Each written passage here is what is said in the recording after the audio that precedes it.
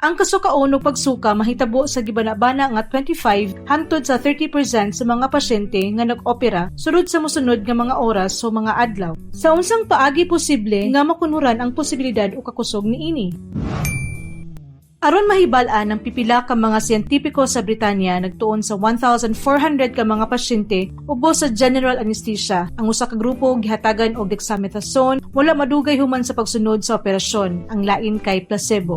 Unsa ang mga resulta? Sa eksperimento nga grupo nga gitambalan sa dexamethasone, ang posibilidad sa kasukaon o pagsuka medyo mikunhod apan labaw sa tanan ang kagrabe sa mga sintomas nga namatikdan sa dili kayo seryoso nga paagi. Unsay atong nakatunan kadong adlaw gikan niining medical nga impormasyon nga pinaagi sa paghatag og dexamethasone sayo sa panahon sa operasyon ang kakusog sa kasukaon o pagsuka human sa pagkahigmata gikan sa kinatibukang anesthesia mikunhod. Magkita ta dayon sa Med4Care.